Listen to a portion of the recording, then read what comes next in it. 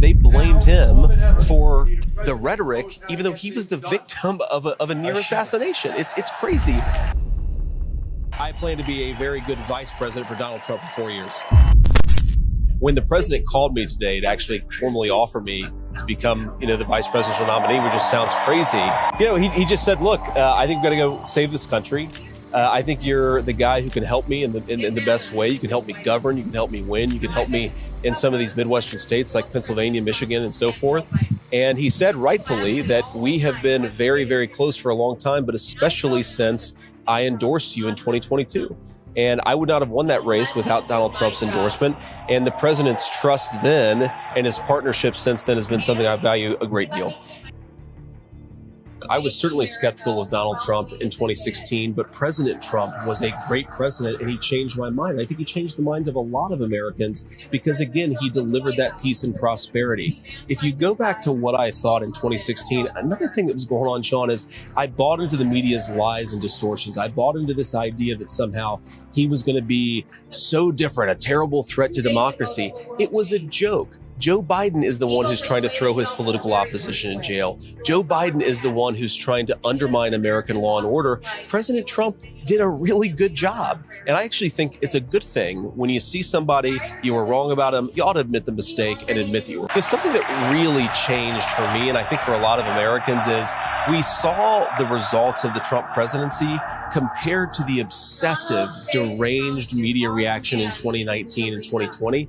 Like, what's going on? What's so bad about this guy that he's delivered rising wages for American workers and peace in the world? Why is the media so obsessed with him? I think a lot of Americans actually have had a similar awakening over the last few years because you compare the results with the reaction, and clearly the people with the reaction to the problem, that's not President Trump's problem. I said some bad things about Donald Trump 10 years ago, but I think it's actually important to be able, again, to admit that you're wrong. And I think I can make a good case to the American people who may have been skeptical of the president back in 2016, who can be skeptical now that we've seen that. Well, Sean, we have to deport people. We have to deport people who broke our laws, who came in here. And I think we start with the violent criminals. And President Trump has been very, very effective at communicating on this. So to the point where now a majority of Americans believe that we need to deport a large number of people who have come here illegally. That's a major political victory for him, and I think it's going to lead to a policy victory for the American people. But John, we have to talk about the fentanyl problem because this is something that I know extremely personally. And we have close to 100,000 Americans dying of drug overdoses every single year. Most of it is brought in by Mexican drug cartels, manufactured in China, then brought in by these cartels. To get a little personal, my mom struggled with addiction for a big chunk of my early life. That's why my grandmother, who I call Mamaw, raised me. But the coolest thing, maybe the greatest blessing of my life, is that my mom is about to celebrate 10 years sober.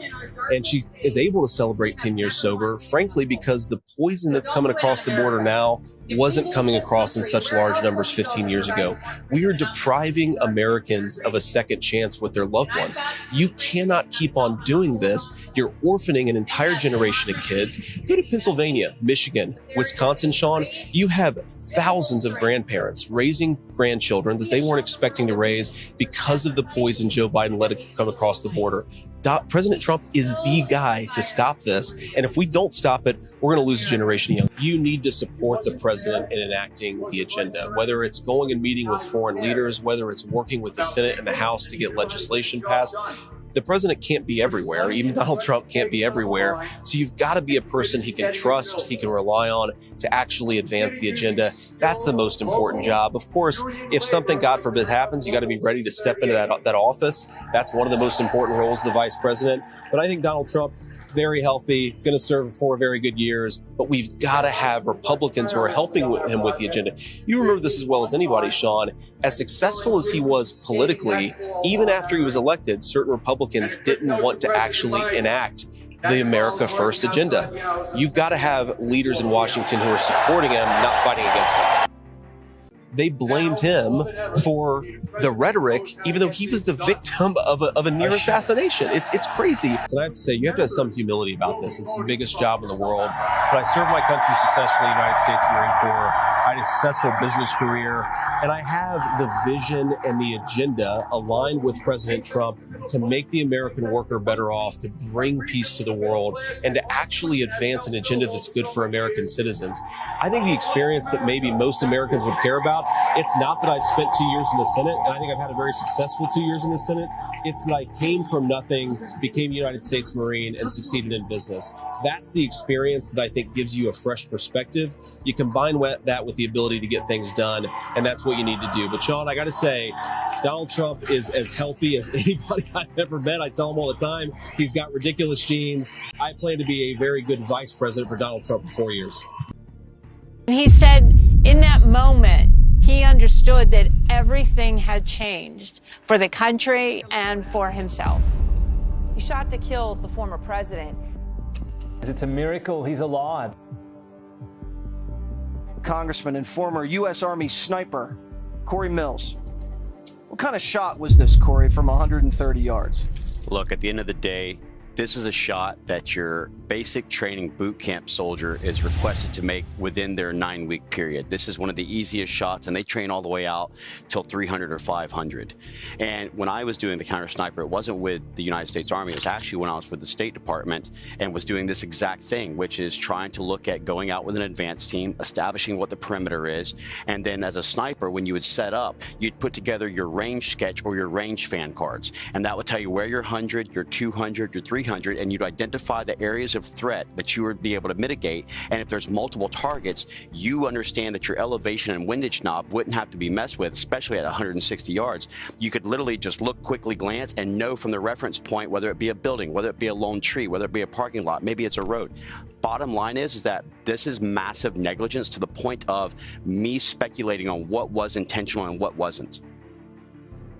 You know, I can only speculate, and we'll have to wait until the investigation comes out, that they thought local law enforcement was potentially climbing up onto the roof when they saw a dark object on a light roof. But here's the issue. Wait, you're saying maybe they misconstrued crooks for a friendly, for local law enforcement? It's very possible. I don't want to speculate until the investigation is over, but the bottom line is that if you saw someone climbing onto a roof that you hadn't authorized any clearance on, it's got a clear line of sight. It's exactly adjacent to the shooting where the president was sitting, and you're talking about a pop shot, and you got people yelling, and there should have been comms. The minute that local law enforcement, who apparently had a rifle pointed on, there should have been an emergency frequent comms channel that they could have said, we have a shooter on the roof, shooter on the roof. Secret Service should have rushed the stage and immediately took the president and took him off, and then responded to the counter sniper. The shot should not have gone off. That is the failure in itself. You're supposed to be able to try and, you know, the best security is when you go in and you're actually able to prevent an incident, not react to an incident. Even if you would have left a law enforcement officer's patrol car in that parking lot with the lights on, that could have been a deterrent. But when you have nothing that is actually showing force protection, you're encouraging this. Look, I'm not sure about who the individuals are on the individual detail Secret Service, but I can tell you under this Biden administration, the one thing I've seen is massive DEI hires. And I can tell you, when you primarily go after DEI, you end up with DIE. The minute that a shot rang out, they should have already been on scope. Your spotter should have already called the distance if you hadn't looked at your range card, and you should have immediately engaged. Okay. There should have been no reason to have waited a single second. Now, I talked to Eric Trump after the incident. Eric and I are both gun enthusiasts. We both shoot long distance. That right there is a pop shot. But he did say, I've gone out with the CS teams, and they are one of the best. He knows the service detail that's with them. They are loyal individuals who actually do care about the president. I can say that was relayed to me. But the bottom line is this is a massive security breach. This is a huge failure. At negligence is at best, but we have to figure out why something within 200 yards. Think about this, Jesse, 200 yards. That means that an average rifle that holds 1 minute of angle would hold a 2-inch grouping if you just shot it straight off the deck, meaning on a platform. So now you're talking about 160, which is 1.6 inches is what its grouping capabilities are. The average head is what? 6 by 8, shoulder to shoulder is 20 inches, head to waist is 40 inches, and President Trump's a very large man. This is a shot that within 5 minutes I could teach you to make 9 out of 10 times. So this is divine intervention. This is the God having his protective hand and wearing Ephesians 6, the armor of God, over the president, because this is right here, a millisecond or a millimeter and change, and this isn't an attempted assassination. This is an assassination of a president. So this is who Joe Biden is. And now his focus is on Donald Trump. How do I destroy Donald Trump? We The American people need to stand behind this guy. There's not another Republican that I can think of who can fight back and fight back this way. Mark argues that our legal system has lost its true essence. Have you noticed that our judicial system has been blown up right in front of your face? That our legal system isn't really even a legal system anymore?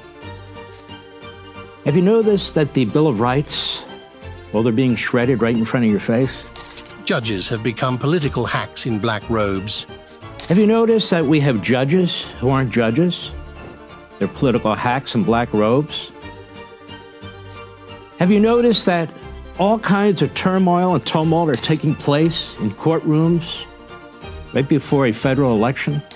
Who is responsible for this mess? Mark asks pointedly. Who's doing this? Well, let's see. We have a Democrat judge and prosecutor in Manhattan. We had a Democrat judge and prosecutor in the Albany case. We have a Democrat prosecutor in Atlanta.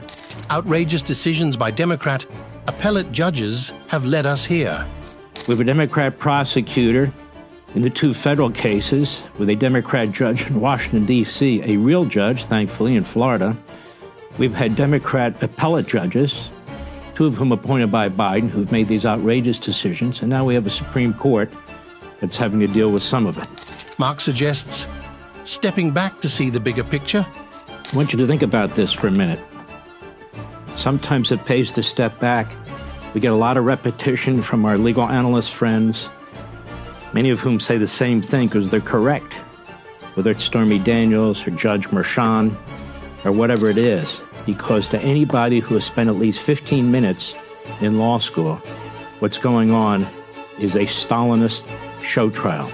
Our legal system and our courts are throwing out judicial ethics, prosecutorial ethics, legal ethics.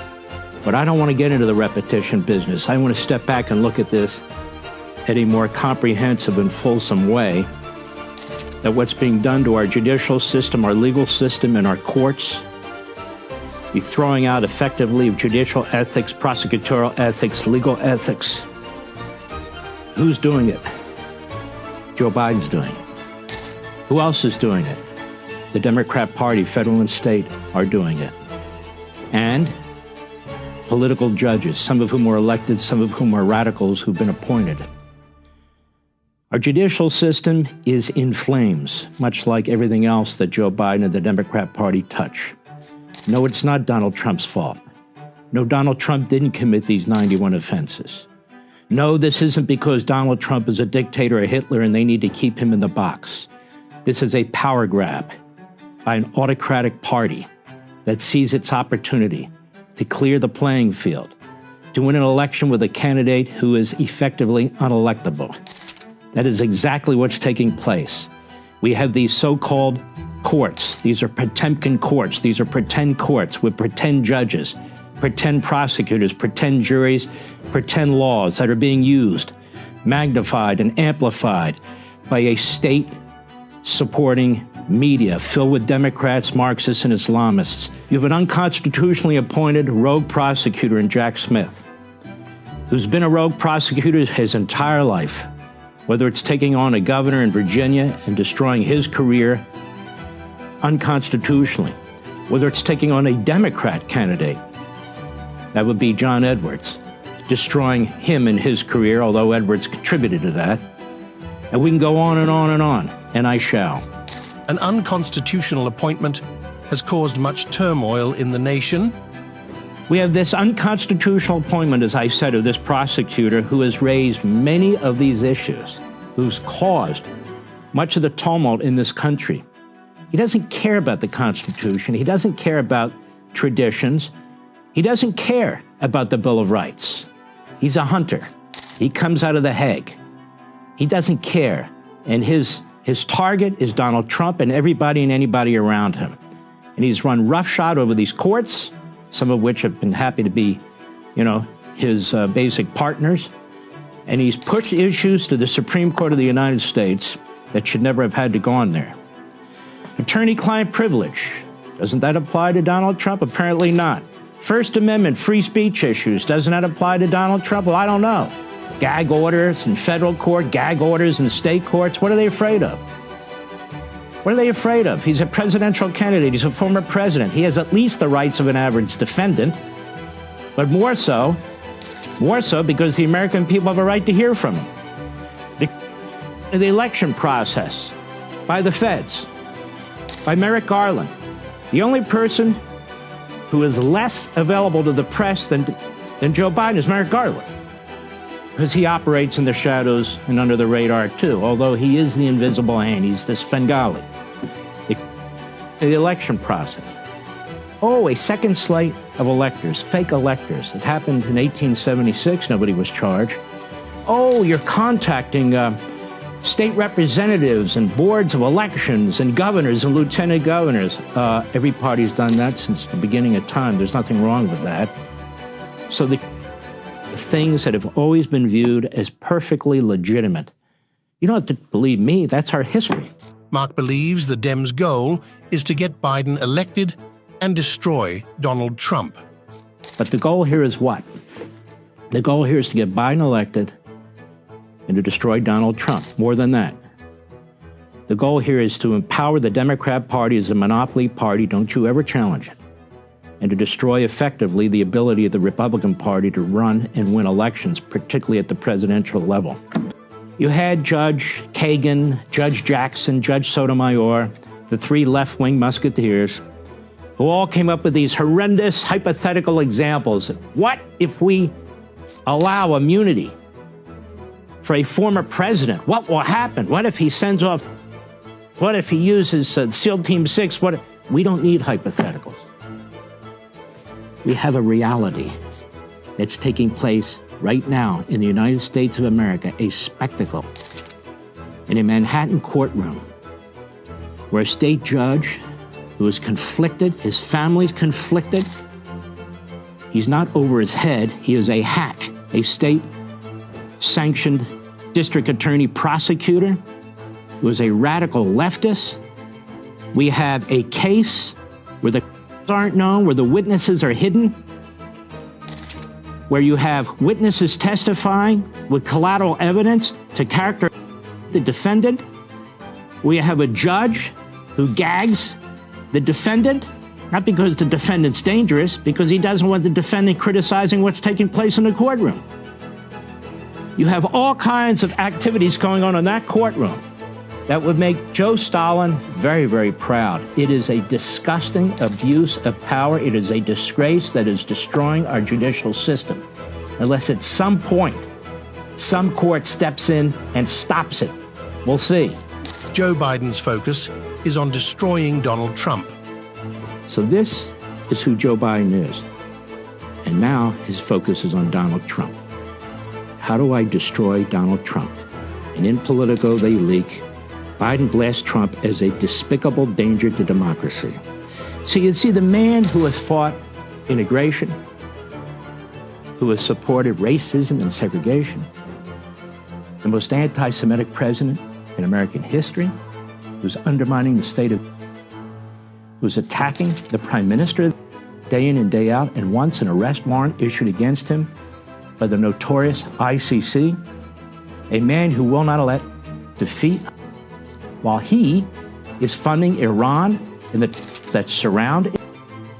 The man who sits silently for weeks on end while the Jew hatred is spreading through the colleges and universities that he's relying on for votes, for Dearborn, Michigan, that he's relying on for votes. That is, Democrat Party voters. He comes out with a lame, pathetic statement, no profile in courage, certainly won't go down as one of the great speeches in American history, could barely get it out, 3.5 minutes. Who's done nothing, hasn't lifted a finger to fight anti-Semitism in this country, just as he never lifted a finger to fight racism and segregation when he went into the Senate, quite the opposite. Now you see, if you don't vote for him, Donald Trump threatens democracy. Donald Trump is a dictator. Donald Trump will imprison his opponents, which of course is exactly what Biden and the Democrats are doing. Donald Trump needs to be painted, well, as he painted Reagan.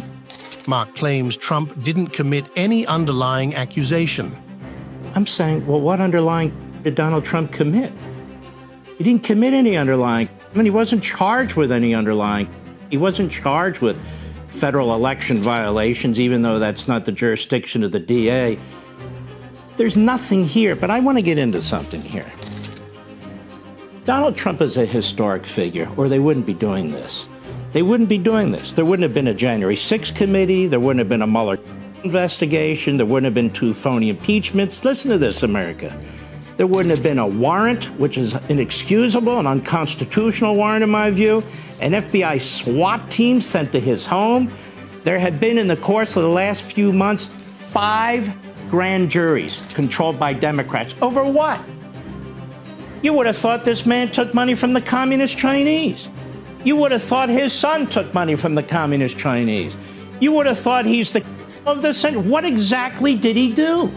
So they had to concoct all these phony because he didn't do anything. So the Manhattan DA should be disbarred, not only because of the way he campaigned, because you know what? This is crap that a pre-law student shouldn't even put in front of a damn judge. That's number one. Number two, Letitia James in Albany looking for and then goes after civil suits. She's another one who should be disbarred for the way that she campaigned. The legal profession is an embarrassment right now. The judges are a humiliation right now. They need to get their gear and get their act together and get this country back instead of giving a rubber stamp to all this behavior. That's number one. We have a Democrat attorney general in New York, a Democrat DA in Manhattan, a Democrat DA in Atlanta, a Democrat appointed by the Democrat attorney general for the Biden administration in Washington, D.C. The Democratic Party seeks to reshape the Supreme Court and the Senate. What's going on here? This party wants to change the Supreme Court. They want to change the Senate. They want to eliminate the filibuster rule, eliminate the Electoral College. They're attacking the First Amendment. They want to eliminate the Second Amendment. They're violating the Fourth and the Fifth Amendment. You know what this is? This is tyranny. Now, Donald Trump is a historic figure. You think if he was Mitt Romney, they'd give a damn? No. No. You think if he, frankly, was a Bush, that they'd give a damn? No. Look at Trump today. He gives his speech at Mar-a-Lago. This is a man who's committed to fighting these abuses, who's committed to fighting these Marxists, who's committed to fighting the tyranny. He talks about securing the border. They don't want to secure the border. He talks about sound money. They don't want sound money. He talks about building up the military. They want a woke military. He backs the cops. They hate the cops. And I could go on and on and on. Look what he did to our economy. Look what he did with energy independence. He was supposed to be Barack Obama's third term with Hillary Clinton, and he stopped them. And this is payback, and they're not going to give up. We, the American people, need to stand behind this guy. There's not another Republican that I can think of who can fight back and fight back this way. Too many risk-averse lawyers are whining and complaining, says Mark. We have too many lawyers who are risk-averse, too many lawyers who will whine and complain. I have spent 40 years sitting down with people who put on legal brass knuckles and take these on in court. I'm at the appellate and Supreme Court level. That's where my focus has been my entire career. So what they need to do now, in my view, is to go up the appellate chain in New York. We need to stop whining about how long that's going to take. Seek any emergency, immediate appeal that you possibly can. That's one lane. And the other lane is to try like hell to get to the Supreme Court. People say, well, they're not going to take it. You know what? If George Patton was said, I don't think I can get to the Battle of the Bulge in time, we would have lost World War II. I am sick and tired of these legal defeatists. We need to stop whining, stop complaining. We know what the hell we're up against. It's not news. It's a fact. We got to fight these people with our smarts. We have to take some risks. We need to push the edge of the envelope. I don't mean in a way that kooks do it. We need to look at Bush versus Gore. Why did the Supreme Court take that case from the Florida Supreme Court? We need to look at things like common law writs, which I know the audience don't understand, but a lot of lawyers do. Not writs of certiorari based on statute, but common law writs based on judicial decisions. We need to give the Supreme Court the opportunity to fix this. Why? We cannot have local acting judges, Soros DAs, 15,000 district attorney's office, God knows how many state judges, destroying our federal election system, influencing how we elect the President of the United States.